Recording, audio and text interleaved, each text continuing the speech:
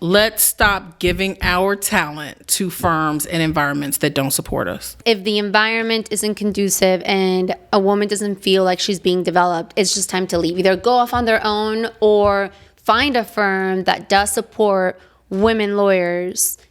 That's the solution, in your opinion. That's exactly right. The key to knowing whether the environment is a good one is seeing whether there are women in key leadership positions. Are we assigning cases to lawyers based on their skill set versus these other factors that have nothing to do with who's the best lawyer to handle this case? If the best lawyer to handle this case is a woman, that's where it should go. You're telling the universe, like, I'm worth more than this. And just taking that step, and even if the next job isn't what you thought it was going to be, doing it again and saying, no, I'm not going to give up. Like, I'm going to find the right fit. Because if you're not given cases, how are you going to advance? I think that you have to take ownership of being afraid. And then at a certain point, you have to decide if what you want is more important than whatever it is that you're afraid of. So I graduated from law school. Now it's so long ago, I have to think back. In 2006, I attended Cumberland School of Law in Birmingham at Sanford. And then I started my practice in insurance defense. I did that for 7 years. I know. But I did trucking defense and worked for a couple of different defense firms. And then in 2013, Alex went out and he wanted some litigators. And so he hired me and I guess 10 of my partners now. Wow. From the same firm. I love Alex. Fun. He's crazy. He is. And Mitri too. He gets a shout out too because he's awesome. Mitri. So I've been now with Alex in the firm since 2013, so 10 years almost. He should buy me something nice. He should. For my 10th year anniversary. Yeah. I'm putting it out on the internet. Tesla? I don't know. Chanel purse? She'll settle for a Chanel purse. G-Wagon? I don't know. Oh, God. You gotta go big. So, Sara, tell us, what are you passionate about? Probably too many things. My 3 biggest passions, though, are empowering women, especially women trial lawyers, teaching trial lawyers, and then litigating. And so those are kind of my top 3. I also like Marvel movies, Lil Brene Brown. Oh, I love her. She's amazing. Shopping. Oh, I like that too. We can talk. We could do a whole segment just on shopping. But let's focus on empowering trial women lawyers. Mm-hmm. Why are you passionate?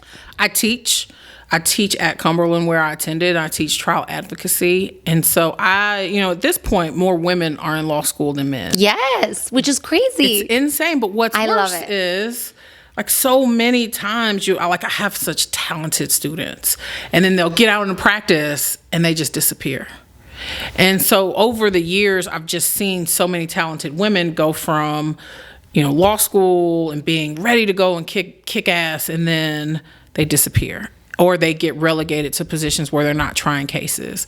And so it was important to me to develop a platform, and we did it within my firm. We started a women's initiative to encourage women and create a support system, right? To encourage women to stay in the practice, to figure out how to overcome whatever obstacles they were having that pushed them out of the practice, because that's what we see a lot. You'll see a lot of women get up to the point where they have children and then they disappear and you don't ever see them.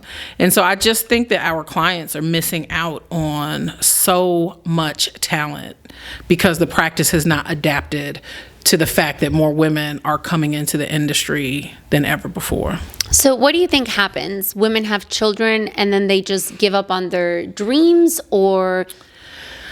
I think most law firms are not environments created for women to thrive in. No, they're not conducive for women to and thrive. Not even before they have children. It is, a lot of the women lawyers that I went to law school with or I know, we get relegated to this weird work-wife role where we are scheduling things for our male partners and just being relied on in ways that our male counterparts are not, but also not developed in ways that our male counterparts are. And so I was lucky enough to just, even in the defense firms I worked for, to have mentors, both male and female, that took me under their wings and developed me and developed my mindset such that I never felt like I was held back. But I think a lot of women don't get that. They don't get the same business development that male lawyers do. They don't get the same opportunities for cases that male lawyers do. And I think that the first issue is not with women. It's with the environments. Yeah, it's with the environments that we practice in. But I think that what happens is you get afraid to leave. And so I've seen a lot of women lawyers destroy themselves trying to, make an environment they can grow in. And I don't believe in that. Like, I will try a little bit, but if you're not willing to change, I gotta go. And so instead what happens is women stay because you get this, I'm afraid to move, and I'm afraid of what people are gonna think if I have more than one law firm on my resume, or if I stay here for 12 months and I hate it, but I don't want to move. I've left firms after 18 months. I don't know that I had been at my last firm a full year before I resigned and went to Alex's, because I had a baby in between. How long have you been with Alex now? 10 years. Wow. 9 3/4. So you think the solution is, if the environment isn't conducive and a woman doesn't feel like she's being developed, it's just time to leave. Either go off on their own or find a firm that does support women lawyers. That's the solution, in your opinion. That's exactly right. Let's stop giving our talent to firms and environments that don't support us. Why would we do that? Right? We're like, if you look at any great lawyer, most of the time there's a woman trial lawyer in the behind the scenes supporting him. But why would you support an environment that doesn't support you or that you can't grow and thrive in? Limiting beliefs. That's exactly right. I mean, yeah. Why else? Yeah, and you get comfortable. It's the devil I know, right? I at least know how to exist here, even if I exist in a way that is not healthy. Absolutely. Right? It's like being in an unhealthy relationship. Yeah, it's toxic. Yeah, it's totally absolutely toxic. Yeah. That's exactly right. So, and what do you do to help empower women to find the right fit or leave? How do you help them?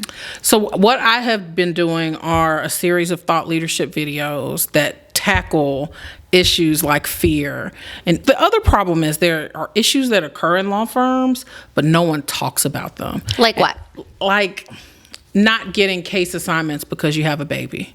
Wow. Or, or not. That's fucked up. It's awful. Or being treated negatively when you have to leave early to pick up your kids, but like a guy who coaches a football team and leaves early is applauded, okay. Right? Yeah, that's okay. Right? That's okay.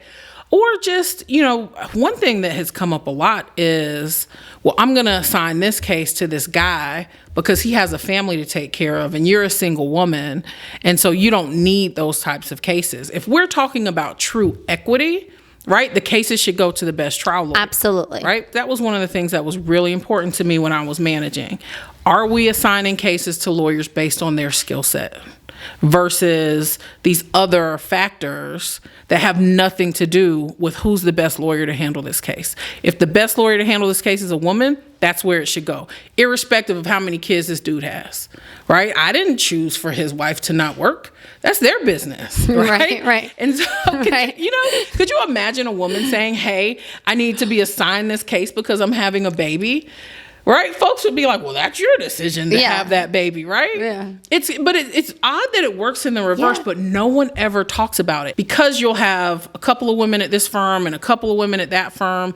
And you always think it's just you. It really is like abuse, right? You think it's just me and I'm not going to have any support and no one else is going through what I'm going through. I think when we start talking about these issues, that's powerful. It's powerful, but it also brings to light that, like, wait a minute, this is not me. This is systemic. And I think that when you realize it's systemic, for some reason, women are like, okay, we got to do something about this. But I also think when you give voice to it and women see that women have gone through these issues and then gone to environments that are healthier, then it empowers them to overcome their fear of moving on. Absolutely. In manifestation, I would call that an expander. So they see that someone that had a similar situation was able to overcome it and be in a situation that they want to be in. And it's really, really powerful, period, in manifestation, whenever you want something, to find someone. It's funny because they say that everybody thinks that jealousy is a bad thing. But in fact, jealousy is just what you want to have. But it's actually great because you can see that it can happen. That's exactly right. And I think that women who have a platform have a responsibility to be visible so that other women can see it's possible. It's possible for me to succeed. There are environments that are healthy. I just have to find that place. And the thing is, I haven't sent a resume, since like 2008. When you're a good lawyer, people want you, right? And so no one cares how many other law firms are on my resume. If they want to hire me, then they want to hire you. So what are some questions that women lawyers should be asking during an interview process to ensure that this is going to be a good culture fit for them and that they are going to be developed? This is going to be an unpopular thing. I don't think there is a single question you can ask, because in the interview, it's like when you're dating someone. Like when I met my husband, I told him I was a Cowboys fan because he was really into football. And like, I'm a Florida State fan. I love college football, but I wasn't really into the NFL. So I told him I was a Cowboys fan, right? And so then like a year later, after we're dating, I forgot that I told him I was a Cowboys fan. And he was like, your boys are playing? And I was like, what boys? Florida State? And he was like, I thought you were a Cowboys fan. And I was like, shoot, but that's what firms do when they're hiring, right? Like, they put on their brightest. They're going to answer the question. They're going to say all the right things. We have a women's initiative, and we do this type of personal development. I think that the key to knowing whether the environment is a good one is seeing whether there are women in key leadership positions. What do the women in your firm do? Are they out speaking? Are they, professionally developing themselves? Like, what are the women in the firm now doing? And if there are none, that's a big red flag, right? Absolutely. It's tough being the first. Right. It's like a guy saying, yeah, I want to be committed, but he's never been in a long-term relationship. That's exactly right. Yeah. And listen, the firms, they'll tell you, we'll do whatever you want. And maybe they will, right? And maybe, I always say, give folks a chance to give them the opportunity to do what they say they're going to do. But when they don't, you have to go. It's time to go. Yep. So were you actively looking for a place that would help you grow, or did that happen by accident? The firm I was with was actually a firm I started with, and it wasn't not conducive to my growth. Half the partners were women. They were all badass trial lawyers, but I left there because I wasn't getting the types of cases I wanted. Why? We just didn't have them. Okay. I wanted to handle larger cases, and we didn't have them. And so I went to a firm that did primarily trucking and employment, which I thought was what I wanted to do. And then I realized I didn't. And I really liked trucking. And then after that, I was always sought after. Firms always approached me. Alex's firm approached me. I wasn't looking. I just had a baby. I had a 6-month-old. I probably only joined because I was hormonal. Like, I'm really risk averse. And like, in hindsight, I'm like, yeah, non-hormonal me would have never made that leap. But I'm glad I did. But it's been a great environment for me. Some of it I've been able to create because there were only a few women lawyers there, and we kind of have banded together and created policies and procedures and an environment that is healthy for us. But I would say I have been lucky and worked for firms, even a defense firm I worked for, that were good environments for me. So do you think that maybe a woman would say to you, well, you don't know what it's like, Sara? So easy for you to say. Yeah, that's why I say they were good environments for me. Right. But because I think part of it is, for a very long time, I have demanded certain things. Okay, so let's talk about that. Yeah. So what was that like? Because just from like knowing you and just following you on social media, Mm-hmm. I don't know you very well, but I am sure that you would have fought for that no matter what. Yes, because you and I have strong personalities, so I feel you. But what about someone that isn't like that and is in that position, and they're going to say, well, you don't really know what it's like to be me or to be in this. And they might not even say it to you. They probably wouldn't say it to you. But if they're thinking that, like, what can they do, or how would you encourage them? You have to take ownership of your own career. And so the best advice I got was the second firm that I worked for, third firm. It was a female partner, and she said, you have to think of yourself as a business. You have to change the way you think about yourself. And I think oftentimes we think of things as personal. Like Alex and I have had our run-ins. We've had our disagreements. And when they are the worst is when they become personal. When they are about business, they're a lot easier. And so I think it's a mindset shift into, I am advocating for my business, which just happens to be me. Every single professional is a business. And so when you take the personal out of it, I think that helps. But the reality is this: you cannot complain about things you are not willing to advocate for, right? And so if you aren't willing to stand up for yourself, I don't know how you have an expectation that things are going to change. If you are not willing to stand up for yourself, then people are going to treat you how they treat you. And you don't have to be a personality like me to stand up for yourself. Like we have a variety of women lawyers in our firm who have different personalities, and some are more soft-spoken and more laid back. But you can be strong and not be as, I don't know what I would call myself, as bold as some people think I am. Because all it takes is saying, this is what I need to thrive. And then if you don't get it, just go. I love the idea of energy and manifestation. I truly believe in it. And I think that when you leave a job because it's not what you need it to be, and it's maybe toxic or just not the best thing for your career, you're telling the universe, like, I'm worth more than this. And just taking that step, and even if the next job isn't what you thought it was going to be, doing it again and saying, no, I'm not going to give up. Like, I'm going to find the right fit. Because if you're not given cases, how are you going to advance? Can't advance in good cases, right? And so that was the problem at my first firm. Is I had lots of cases, but when we did get a good case, only guys got assigned to it, and a lot of the women were saying, we want to work the more serious cases, because that's how you build your reputation, right? Like, you don't build your reputation handling scratch bumper, rear end, whiplash cases, no matter if you're on the defense or on the plaintiff side. And so you build your reputation when you try the wrongful death cases or catastrophic injury cases. And if you don't have an opportunity to work on those cases, you cannot build a reputation. But yeah, I think you're right. I think that you have to see your worth. Absolutely. And I think that starting in law school, so much of our self-worth is tied into, like, being busy and doing all the work. And we think if we just do the work, then someone's going to recognize me and lift me up. Like, you have to take ownership of your career. You can't hand it over to someone else. And so many of us hand it over to the partners at the firm, and they develop a plan and they decide your steps. Well, how do you even know you want to do that?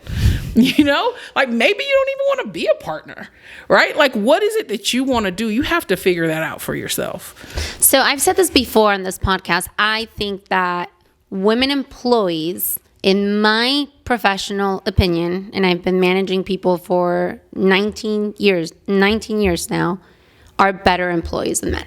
That's just in my opinion. I think that, and of course that there are exceptions, or it's not, 100%, but I think women just have better work ethic. And again, my opinion. Do you think that there is a benefit for men law firm owners to bring in women lawyers to try cases and to treat them as equals, and again, based on merit? What is the benefit to that lawyer that is maybe hesitant to bring on a female lawyer? I think, one, if you're hesitant to bring on a female lawyer, you probably shouldn't be. I I think the hesitancy is always, well, what if she gets married? Well, what if she has a baby? Well, what if, there are all these what ifs. But so what? You can get married and have babies and absolutely. be super productive. Absolutely. Why is it one or the other? I don't know. And I think no man will answer that honestly. But I also think, in having been in these rooms with men, and it's weird, sometimes I think they forget that I'm a woman, and I'm like, hey, here I am with my lipstick on. I feel you. And they'll say things, and I'm like, there is still, I think, a pervasive view that women are not as good in the courtroom as men. Do you believe that? Absolutely not. Why?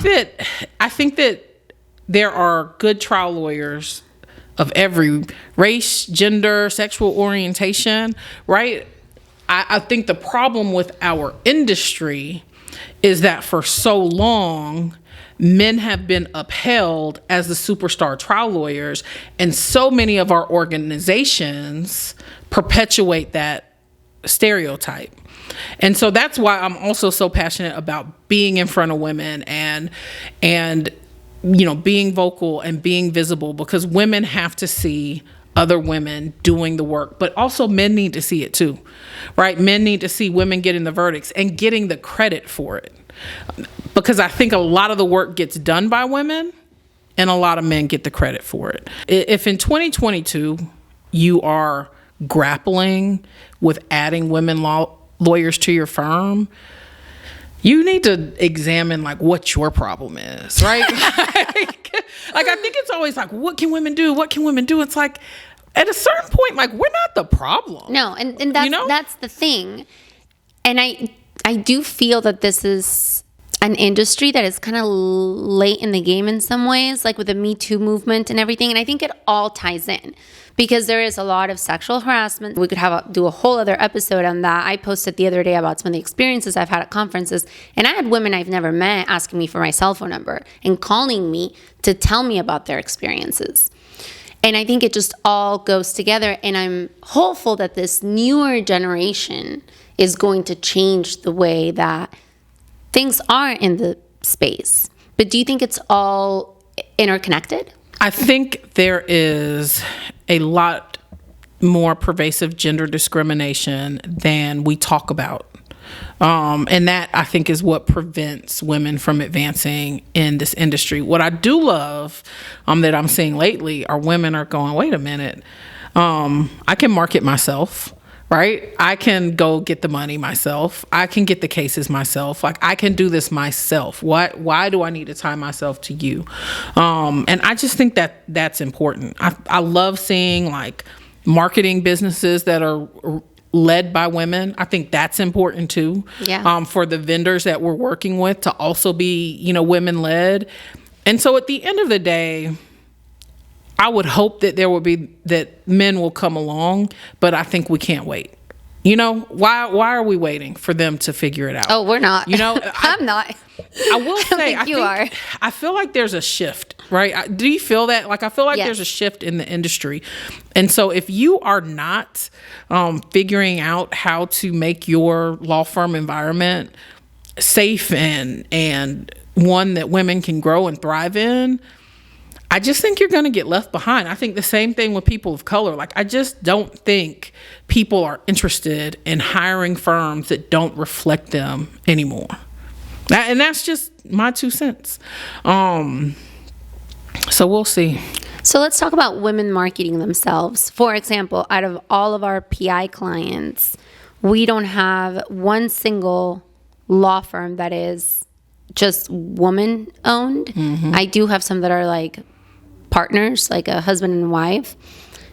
And I think women, when it comes to marketing, are so much more risk adverse. Why do you think that is? I don't know. I think that we have so many responsibilities on us, but I also think as young girls, we are socialized to fear failure. And the reality is, you're going to spend money on campaigns and they may fail. right? Like my first foray into marketing, I probably spent too much money and didn't necessarily get the return that I wanted. And had I let that bother me and not push through, right, it has all turned out just fine.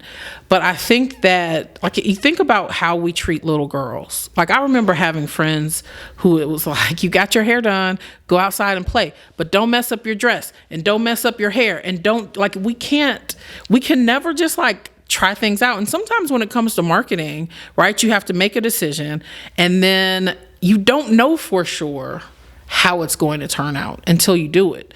And so I think that as girls, we are so socialized to do everything perfectly that we are afraid to step out and do things that we don't know exactly what the outcome is going to be. Do you think it's also that, like the example you used about like don't mess up your hair or your dress, do you think it's also makes us afraid of like the appearance, right? Like, oh, I did this and I failed. We're more worried about what others think because we're supposed to like have it all together, right? Right.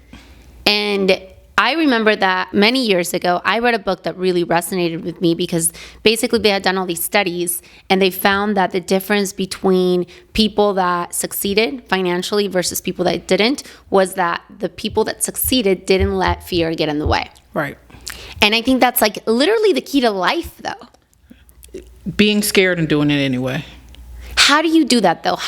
Let's kind of back up. What's been one moment where you were so afraid and you did it anyways?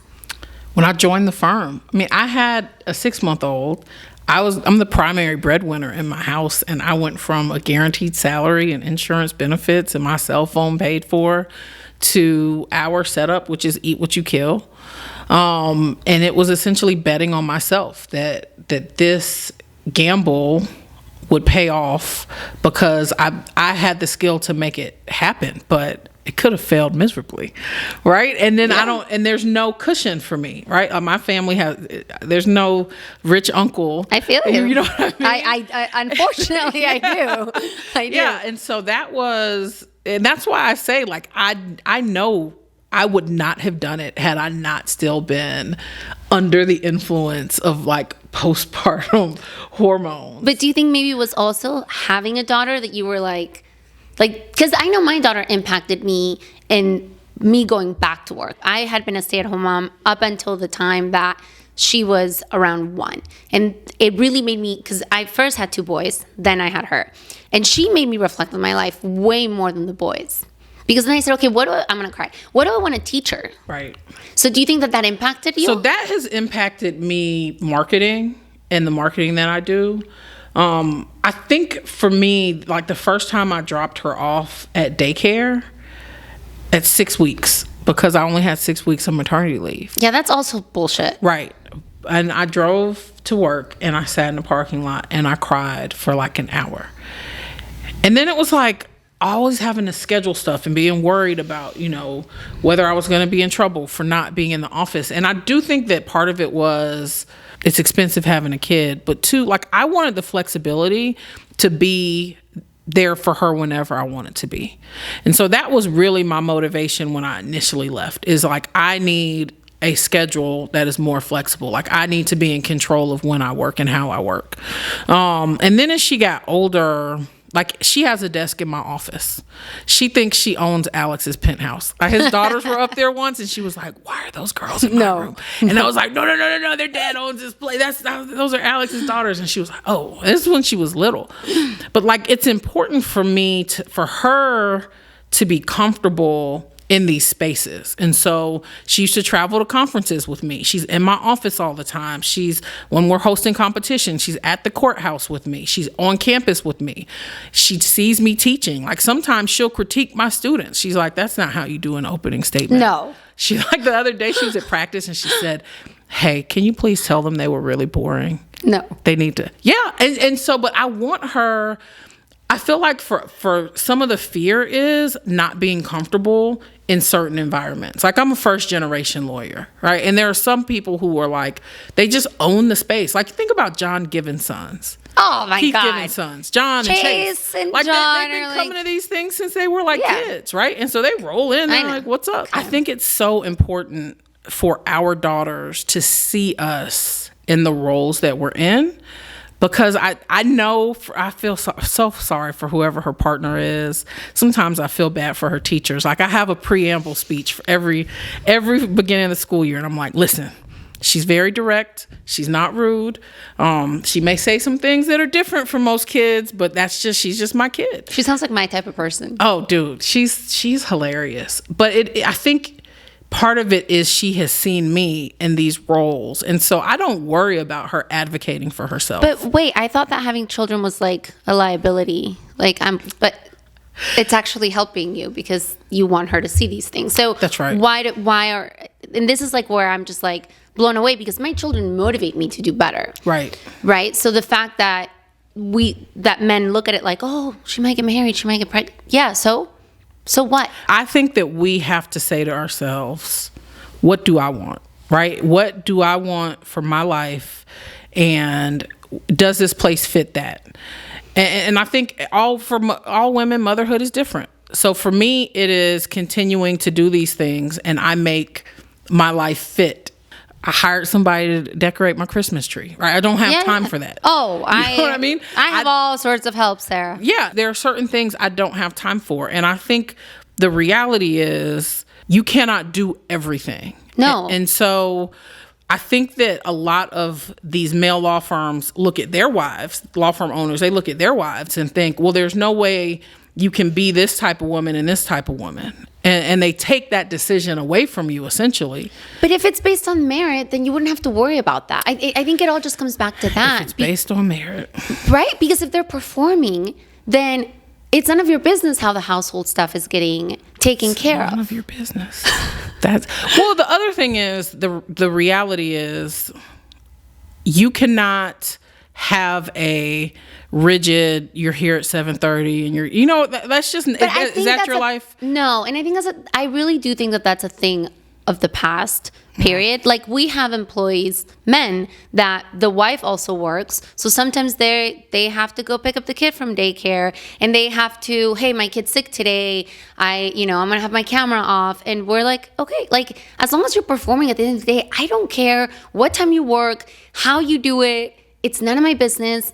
Just perform. Always interesting to me, like at these conferences, to hear lawyers talk about flexible work schedules. It is. And listen, a part of what we do, someone needs to be there from a certain time to a certain time.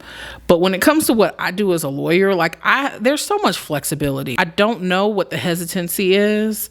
Change. It's change. Fear. It's always fear. It's always going to go back to fear. On fear. both sides. Yes. Right? Definitely. Right. Because men are afraid and the women employees are afraid. So it just comes to the inability to change. So how do you get past fear? I think the first step is in owning that, like, you're afraid. So many times, like, women, and just people in general, I think they mask it. It's not that I'm afraid, this is just a bad idea. And it's like, no, you're afraid to leave this firm. Is there anything wrong with being afraid? No, I'm afraid all the time. What's the issue? I think that you have to own, like, everybody is afraid, and people need to talk about it more. Like, people do shit scared all the time. I just got up in front of a couple hundred people and I was scared. Really? Nobody know. Yeah, all the time. I'm actually an introvert, which is a whole nother story. No, you're not.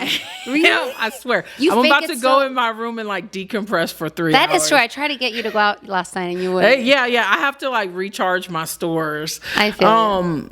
And so I think that you have to take ownership of being afraid. And then at a certain point, you have to decide if what you want is more important than whatever it is that you're afraid of. And it's usually failure, right? So you have to let go, like, you're going to fail. I failed out of Florida State. A lot of people don't know that. I failed. I went back. I'm now a lawyer. It doesn't matter. But most people that happens to don't ever go back because they're so afraid of what people are going to say and what people are going to think. And so I think the first thing you got to do is own the fear. The second thing you got to do is what I tell my students. You got to develop a case of the fuck it's.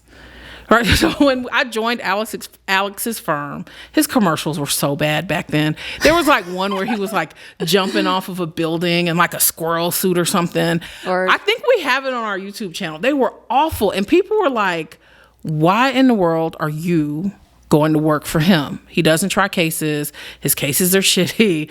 And he's the guy that jumps off the building in the suit.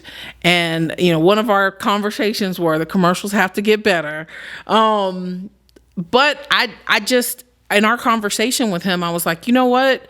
This is a person who is going to invest in me and is the first one to like make me feel like I can build a career long lasting with him, and understands the flexibility that I need as a mom. And so I took a risk, and people talked shit about us for like years. And now they're like, hey, when are y'all hiring?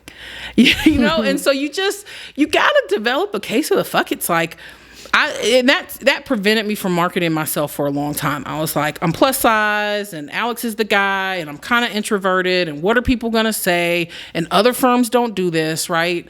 But then I was just like, I mean, fuck it. What's the worst thing that could happen, right? Like, nobody likes my stuff and I don't get any cases. But the best thing that could happen is I get good cases and people like my stuff. And what happened? That's the good stuff. Good things can't happen if you don't try. Right? If you like sit around and be miserable, the one thing you can guarantee is that you're always going to be miserable. That's it. That's the only thing you know for certain. If you are sitting and you're miserable and you don't try the good things, you will always be miserable. And so if being miserable is like the worst thing to happen, you might as well try to go for the good shit, because worst case scenario, you'll be miserable like you are. Right? Yeah. So I think that's the thing, is it's just deciding, hey, I'm going to try it. And also, you can learn from your mistakes. And that's like the one thing that people forget when they're so afraid to do something. It's like, well, even if you completely fuck it up, you're going to learn. And next time, you're not going to fuck it up. So there's value, period. Maybe. Or you'll fuck it up differently. But, right? You know, there's always, like every year I mess up something. Right? And then I learn something new, and I mess up something else, and I learn something new, because no one has it all figured out. And so, but I feel like, especially with lawyers, like we're so stuck in this, like, this is the way it's done. I hate that phrase. Like this has always been the way. Of course it is, until someone does it differently. That's always going to be the way. That's why I think it's important for those of us who have failed and who have done things differently to be visible and to talk about it. If there is a female that wants a mentor or just wants to reach out and run something by you or just needs to be encouraged, can they reach out? Yes. The best place to reach me, where I will see it, is Instagram at Sara Williams ESQ, Sarah with no H, the right way. Because if you email me, like, it gets lost with all the stuff on my cases.